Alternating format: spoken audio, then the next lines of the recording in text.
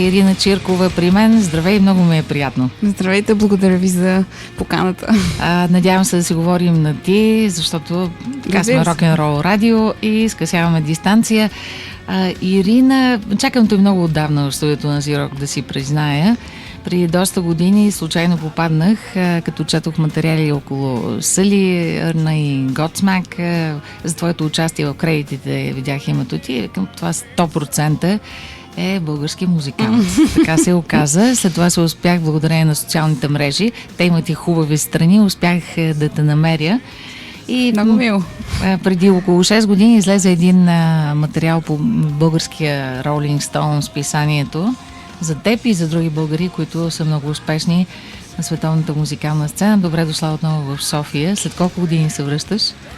Благодаря ви много за милите думи. Аз не съм си идвала в България от 5 години и винаги съм искала да направя така, че да мога да знам от кога ще ми е следващата възможност да дойда да се видя с роднини, с българи, но малко е трудно да се планува, когато не знам какви ангажименти ще изкочат в последния момент относно професията ми. И все съм чакала до последно да реша, окей, следващия месец трябва да отида. Тази година трябва да се видя с всички, но все нещо изниква важно и накрая 5 години по-късно съм тук. Да, аз мисля, че най-важното в момента е бебето. Така ли е? Честито бебе, честито детенце? Благодаря, как се казва? Той се казва Лиам и утре навършва 8 месеца. Супер. И добро дете. Да, бил е прекрасен повод да доведеш Лиам в София, в България. Аз много искам той да се научи на български и да уважи нашата култура, да знае за България достатъчно, за да се гордее, че е половин българин. А другата половина в кръвта му каква е? Какъв е произхода на съпруга ти? Той е също много смесен. Той е половин кореец, съпругът ми, четвъртинка ирландец, четвъртинка германец, така че ли имаме осминка от не знам си какво. Да. Той ще бъде вероятно космополитен човек, човек отворен към света. Надявам се, аз ще се опитам да го възпитам по този начин. Да, мъжът до тебе занимава ли се с музика, понеже нищо не знаем наистина около твоята биография? Би ли ни разказвал маничко за теб? Да, разбира се. Той се казва, мъжът ми се казва Джеф и той свири на виола, само обаче for fun, така... Да, не е звезда като тебе музикант. Аз не съм чак. Но в смисъл, това не му е професията. Той е механичен инженер и работи за няколко компании, които произвеждат всъщност headphones, за Bose, за Blue Microphone. Все пак има топла връзка между това, което ти правиш. Да, има нещо в музиката, така е, но не е музикант. А къде се запознахте? На някой твой концерт или? Аз, когато живеех в Бостън, той също живееше в Бостън и ние се запознахме чрез един диригент, общ наш познат, който дирижираше оркестър, в който той свирише непрофесионално, а пък аз го познам, тъй като той идваше в консерваторията и заместваше други преподаватели там наши. И отидох на този концерт, те ме помолиха да помогна на оркестъра да седна да свиря първо чело, тъй като те нямаха достатъчно чела за този концерт и се запознах с Джефри там. Трябвало е така да стане. Абсолютно. Аз знам, че тук в София се завършил музикално училище, така ли? Да, завърших музикалното, което е точно една пряка от тук. Мило ли ти е така, като минаваш в района? Да, не мога да позная, че няма трамвай, даже около паметника сега, в момента. И тук съм идвала продължение на 12 години в този район. От първи до 12 клас. Аз после в консерваторията бях една година. Тук в София, в консерваторията. В музикалната академия. Тя е малко по-надолу.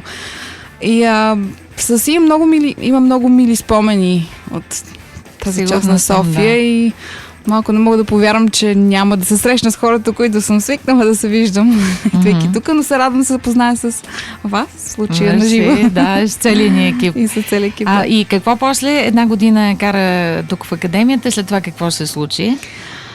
Аз свирах с една моя близка приятелка, пианистка, камерна музика и двете решихме да направим записи, да пробваме да видим дали някой друга консерватория в Америка би ни приела като студентки. И ние малко на шега записахме материали, концерти, сонати и изпратихме ги и в Бостонската консерватория, и в Сан-Франциско консерваторията. И така се случи, че на нея дадоха по-голяма стипендия в Сан-Франциско, а на мен в Бостон. И се разделихме за известно време. И аз отидох в Бостон и не знаех колко време ще остана, не знаех въобще как ще се развият нещата там и реших, че ще завърша бакалавър. Непосредствено след това продължих и магистратура, тъй като моите преподаватели по чело ми предложиха също пълна стипендия за това. Аз имах и други шансове, имах и други стипендии в там Бостонския университет, ми дадоха за магистратура и в Питсбърг, в Карнеги Мелън, едно училище, има друго. Така че можеш и да се преместя, но реших да остана там, тъй като си ги уважавах и си обичах моите преподаватели. И след това? И след което непосредствено ме поканиха да преподавам в едно училище в Бостон. То всъщност е Brookline Music School, се води в района Brookline на Бостон. И там създадох челово студио. Започнах с 6 ученика и стигнах до 40, тъй като да разчул, че им харесва. Не, просто децата се държаха добре с мен. Аз също много обичам да преподавам и хареса им и някак си се разрасна от the word of mouth, както се казва. Да. А сега в момента преподаваш ли някъде? Ами, за съжаление, аз трябваше да прекъсна да преподавам. Аз в Лос-Анджелес също преподавах, но не беше честно относно моите ученици, както и родителите ми на училищната система да прекъсвам и да отсъствам по месеци наред заради Селин шоуто първоначално, а после и други мои пътувания, които прекъсваха уроците, едноседмичните уроци, които имах с тях и просто трябваше да се откажа за известно време. Спомена Селин Дион, кажи сега за нейното шоу, как се срещнахте, ти се яви на кастинг ли, как стават нещата да попаднеш в такъв спектакъл? Ами, също пак съвсем случайно една моя приятелка цигуларка от Лос-Анджелес ми спомена, даже ми прати имейл, че състава на Селин Дион търси, менеджментът на Селин Дион търси струнни музиканти и има прослушване отворено в Лас Вегас след там няколко седмици. И аз реших, че нищо не губя. За първи път да отида до Лас Вегас, да видя къде е Лас Вегас и да просто се вия на прослушването. Беше малко intimidating, както се казва, тъй като те директно ни поканиха на голямата сцена, на самата сцена да свириме пред всички нейни музиканти. Не само музиканти, нейният менеджмент, нейният мъжей, който почина за, мога да го прости, за съжаление, неотдавна, пък и там целият техен екип, който определя кой ще бъде избран и те с камери също ни записваха от всякъде и аз бях донесла и акустичното ми чело, електронното ми чело и ефектите ми, нали, там педалите, с които използвам, нали, wah, distortion, delay и малък amplifier си бях взела и просто донесох куп неща, с които малко те не знаех аз с кой инструмент всъщност и съм решила да се прослушам, но те искаха да чуят всеки какви възможности има на каквото иска да свири. И аз... А какво е свири? Помниш ли? С какво да, спомням си. Аз свирих Дебюси сонатата за чело, първата част. И на електронно чело свирих моя импровизация и ми свирих, тъй като те искаха да видят какво бих могла да измисля на място. И какво и с Селин Дион тогава на живо? Видяхте ли се? Ами тя не беше там, тъй като тя беше в болница, тя няколко седмици след това роди близнаците си и не беше на самото прослушване, но тя се доверява на нейния екип и се запознахме веднага след като започна първата репетиция. Тя индивидуално на всеки се ръкува, пита ни кой откъде е.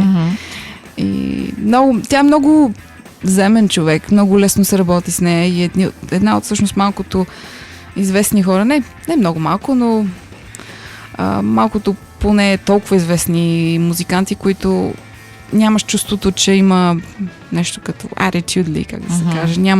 Много е земна и много е топла и винаги идва, играе си утре на моето чело, пита ни всякакви въпроси, които мина през главата. Много е дружелюбна, много е мила и се съобразява с това кой какви нужди има на сцената, както и имам предвид, например, ако имаме още няколко секунди нужда да се преместим от едно място на друго, докато тя се прооблича и изчаква винаги. Много съобразява се с всички. Много е лесно да се работи с нея.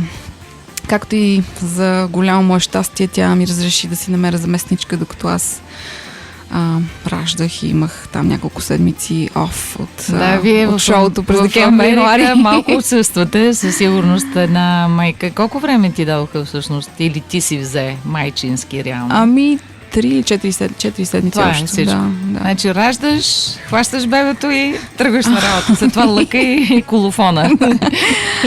То не, че някой ни кара на сила, но просто... Да. В твоя случай просто няма начин при такива ангажименти. Имах шанс да свира на Грамитата веднага на януари месец, скоро след като родих декември. И не иска да изпускам такива шансове с други музиканти. А с кого се яви на Грамитата тази година? Аз знам, че ти имаш много участие наистина по време на раздаване на такива грандиозни награди. Тази година с кого излезе? Тази година всъщност то беше трибют на Биби Кинг. Страхотно. Бони Райт беше... И тя сигурно е великолепна дама. Тя също е много интересно да се работи с нея. И всъщност тази година аз само на участие имах. Миналата година на Грамите имах 5 участия, така че не беше толкова ангажиращо с време с репетиции, както по-рано. Но... След малко пак ще ни разкажеш и се срещате си с други музиканти. Сега обаче най-ни е интересно за приятелството ти и партньорство с Съли Ерна. Как се запознахте? Съвсем малко ще доведем хората в историята. Ще пуснем веднага след това една песен, в която свириш. Okay. Как се запознахте с Съли? Съли, аз работех в едно звукозаписно студио в Бостън след работа, след преподаване и много често те ме канеха там да записвам челови партии за различни музиканти и си спомням, че в деня, в който аз отидах да запиша за Съли, те ми казаха, че този път ще записам за някой по-известен, за някой специален музикант, с който те работят също и мен беше много интересно да видя кой. И аз бях чувала за Godsmack, но не си спомнях на Съли името веднага, тъй като не ми бяха една от основните групи, с които работех или не ги слушах толкова много тогава. И се развълнувах, като разбрах, че все пак той е the lead singer от Godsmack. Записах там 2 парчета през този първи ден, в който работихме заедно и си спомням, че той Съли сигурно ще го признае на вас това, че той не е слушал чело до тогава на живо също.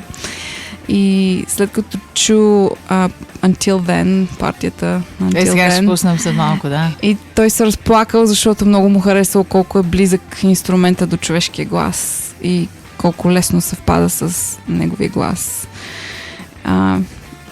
И това беше един специален запис тогава на тази песен. Иначе факта, че е много лесно да се работи с него, тъй като кога се видяхте на живо за пръв път, помниш ли? Да, в студиото тогава. Тогава той дойде и когато аз записвах. Аз също не знаех точно какво ще записвам. Това всъщност... коя година е? Кога ни връщаш назад? 2008. 2008 и аз не знаех точно какво ще записваме. В студиото самите звукозаписни инженери бяха приготвили такива тракс, нали, върху които записваме и те бяха приготвили нещо като горе-долу измислена партия, която аз също прибавих още други неща и Съли промени на място други неща, част от фразировки там, детайли и се получи версията, в която в днешно време давай да я пуснем. Да, сега Until Then. Да. Със специалното участие на Ирина, която ми гостува. Ирина Чиркова в студиото на Зирок. Пак да кажа, огромно удоволствие за нас. Сега много ще погледнем и за въпроси към теб. Пускам парчето, пускам реклама, останете с нас, продължаваме. Отново с участието на Ирина Чиркова на виолончелото в записа и на Hometown Live. Така погледнахме към новия музикален материал на Съли Ерна, втори солов албум на музиканта. С такова заглавие очакваме на 30 септември. Ирина най-добре знае какво е ставало в кухнята. Разбира се, няма да я разпитвам подробности, за които тя сигурно няма право чак да ни разказва, но като цяло може да разкажеш за своето участие в албума. За удоволствие. Всъщност, Сали ме покани да дойда до Бостън, за да записвам 7 от неговите, да участвам в 7 от неговите песни на новия му албум. И аз там останах 2 дена, през които непрекъснато по 8 часа сме работили в студиото. Записахме някои от песните имаха само по една челова партия, други имаха много крайни, много етажни, така се казва, може би на български, партии, които са съчетани заедно и вие ще ги чуете. Многопластови, да, точно така. И сигурно ще ги чуете, когато албумът е available на всички. А пък ние всъщност имахме едно шоу на 16 юли, което беше промоционално Къде шоу. беше? То беше в Mohegan Sun, се казва, едно казино в Конектикът, съседен щат на Масачузетс. И Сали също ме покани да участвам на това шоу и то беше всъщност много интересно, тъй като той съчета песни от Avalon, от албума, с песни от идния му албум. И публиката се очуди, че са много различни по стил. Стилово, как би описала новите песни? Аз разбрах 7 песни с твое участие от него. Много сериозно българско влияние. Явно той искаше струнни партии да има в него. Аз между другото записах някои цигулкови високи партии, които челото може да изсвири. А ти пееш ли, Ирина? Не съм се замислила да те питам. Не бих казала. Пея съвсем така в участие няколко души. Сама не пея. Но за Сали не съм пяла в неговите албуми, но хубавото е, че той знае, че аз мога винаги да изсвиря и високи и ниски регистри и партии. Той няма нужда да наема цял квартет. Обикновено произведения като не само рок парчетата, които той създава, но и поп и за други музиканти, с които аз съм записвала с други стилове. Обикновено струнен квартет се изисква, за да покрие целия мащаб на ниски, високи регистри. И какво викаш стилово? Какво да очакваме? Нещо много разнообразно. Има и завено пиано, очевидно, нали, от тази песен. Да, има пак едно Falling to Black, се казва, едно парче, което е само пак с чело и всъщност не пиано, а китара и глас. Той си свири на китарата? Да, Сали свири на китара и пее, аз чело и само двамата сме на сцената. Стилово, някои са много меланхонични, другите са такива по-епик, по-филмови даже, ако мога да кажа, като филмови саундтракс. А пък има даже едно парче, което според мен е малко прилича на латинска такава... С латино нюанс, някакво влияние. Нещо като боса нова, но да не казвам. Супер, това много ще ми харесва. Така че и той самия си избрал да покаже различни негови нови интереси към нови стилове. Да. Сега ще отворим и форума на Голи обяд. Стинката пише, наш слушател: искам да попитам Ирина, имало ли е случай, при който куфара с челото така да й тежи, че да се запита защо не е станало флейтистка, примерно? Имало е такива моменти. Да. Обаче не са били много и то по-скоро на шега, нали, винаги човек си казва, не можеш, особено в момент, в който се пътува с самолет и се закупува отделен билет за челото. Да, това чело много специално. Тогава на пиано да свириш, ще да е най-добре, или на флейта. А ти били си позволила, примерно, да пътуваш някъде много далече и да ти дадат друго чело, или искаш да свириш единствено и само на твоето? Държиш ли? Интересно, че това го споменаваш, Лена, тъй като за шоуто на Сали, в което промоцирахме новия албум, той не е чело за мен. Аз не си донесох челото и се случва в някои случаи, когато някой артист ме покани, няма финансова възможност да заплатят и за още един билет. Естествено. И да, наемат се инструменти. Аз много често пътувам с електронното ми чело, тъй като то е съвсем малко и съвсем се слага директно над в самия самолет се носи. И лесно се комбинира всичко, лесно се приготвя пак за свирене. И след това на английски, не знам. Да, някои артисти не имат чело под наем, други са окей, ако използва моето електронно, или пък други си плащат, за да си използва моите. Много поздрави, успехи по света, пише още нашия слушател Стинката. Радвам се, че имаме толкова талантливи, успешни музиканти. Живко преди това е писал: здравей Ели, бих искал да поздравя Ирина, страхотна е, и да я попитам какво най-много я впечатлява в Сели чисто като човек, освен че е добър артист. Аха, окей. Айде да видим сега нещо по-така отзад колисите. Той е много... Той е твърд характер ли е? Изглежда ми много солиден, такъв и категоричен, или не?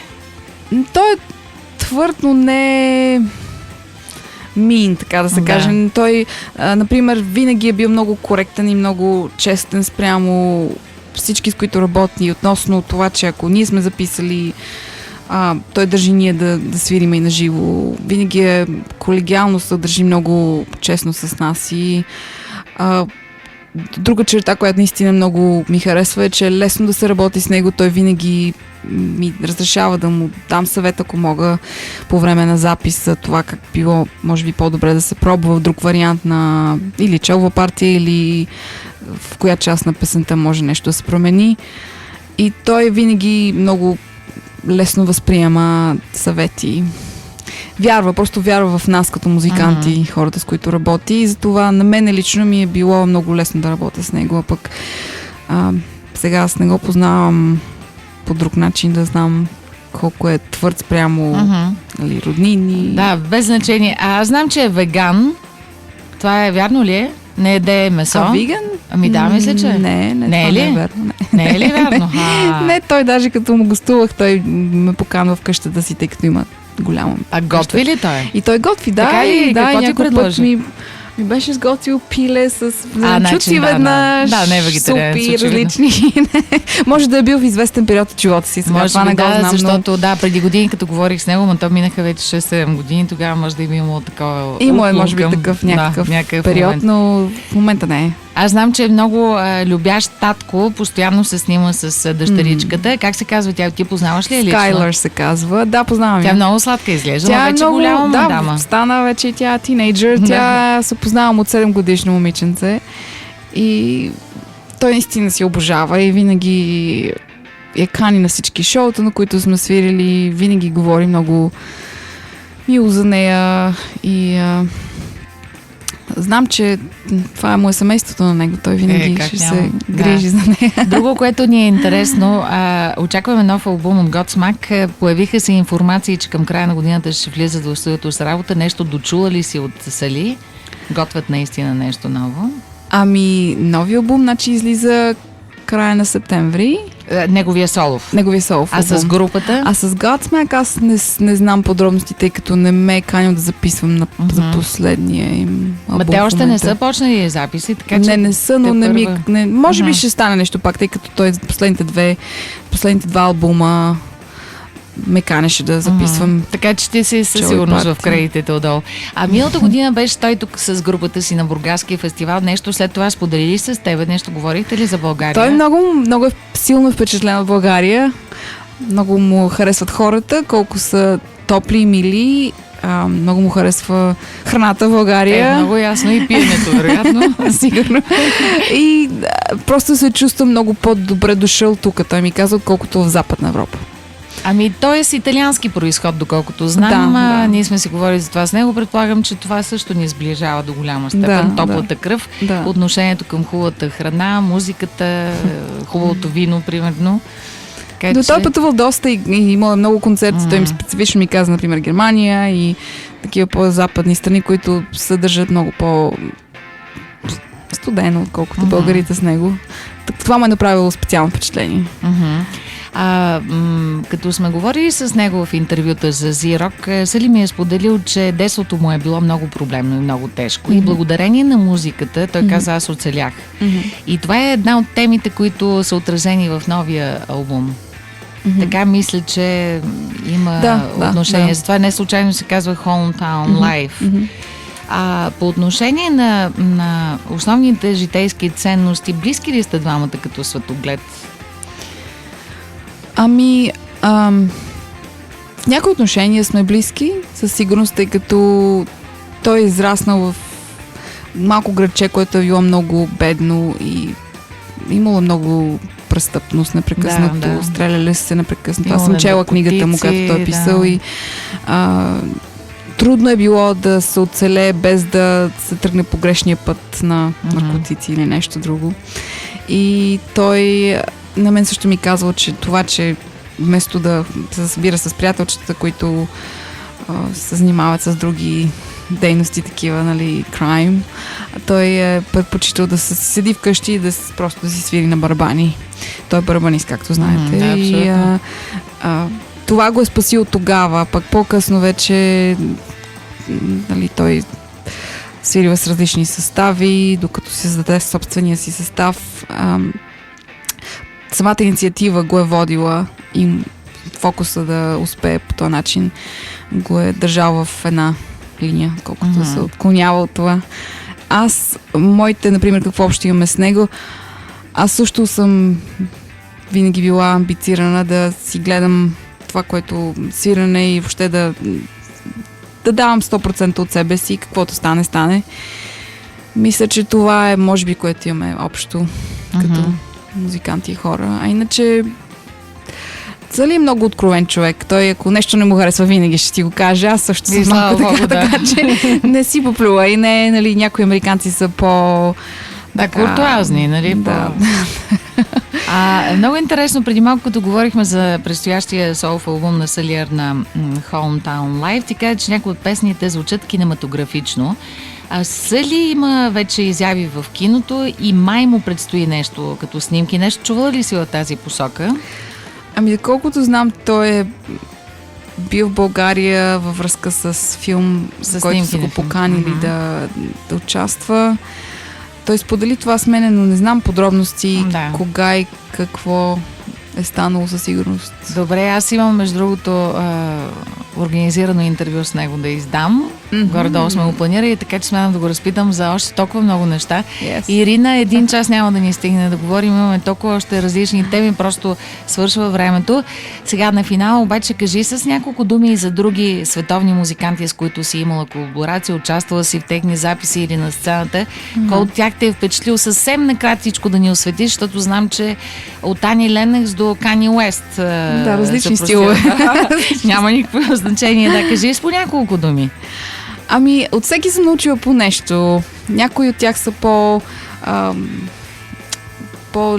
по-земни, по-лесно се работи с тях. Някои като от тях... кой, например? Давай примери с има. Например, Кейти Пери. Тя на репетиция много така свободно си говори с мене, нали, вземи соло тук, лесно просто комуникира. Кой се надува? Кой пък, например, P. Diddy или пък Kanye West, определено хора, с които не може да се говори, те даже и здравей не казват. Те така изглеждат. Ани Ленъкс е много мила също, но бяхме много заети, тъй като бях с квартет и тя си беше заета с собствените там серап на мониторите и в ушите и нямах много шанс да говоря с нея, нали, на живо, но знам, че тя винаги на самата репетиция повтаряхме през парчето колкото пъти ние имахме нужда да промениме неща или да решиме какво точно каква ще е последната версия на колко ще е дълго, къде ще го скъсиме и така нататък. Иначе аз съм записвала много напоследък за Робин Тик. Робин Тик е един от най-сексапилните мъже. Много добре го знаем, разбира се. Последните му 2 албума и даже може би в момента и майче изпуснах един запис, докато съм в България, тъй като съм така ли? Сега ще изкарва той нови Да, има нов албум. Слава Богу. Той толкова ли е секси на живо или?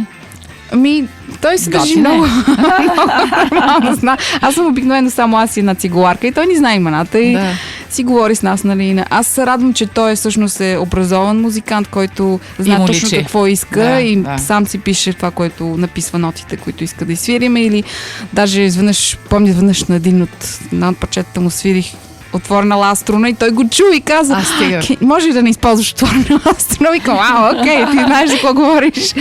Така че има музиканти, които наистина си разбират до детайли от занаята. Други хора, с които аз съм записвала за Меган Райан, Меган Трейнър, записвах за нея. Пък Фарел и него. Фарел Уилямс. Да, и за него записвах, Готине. когато те двамата имаха едно парче с Робин Тик. И той е също Какво е едно страшна парче? душичка. Фарел е... стана, да. Той е толкова, когато репетирахме за грамите миналата година, той беше толкова ни благодари непрекъснато, че по цели дни репетирахме, тъй като беше колаборация с Ланг Ланг, с Ханс Зимър, с известния композитор. Да, той идва наскоро прави концерт Цимър в България. Да. Ирина, свършваме, защото след малко са новините. Трябва да пусна ни реклами. Пуснала съм малко от Broken Road за финал.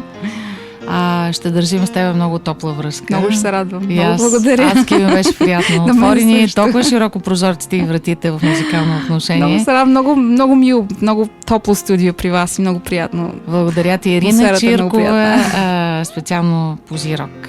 Чакаме още музика от теб. С удоволствие. Всичко хубаво.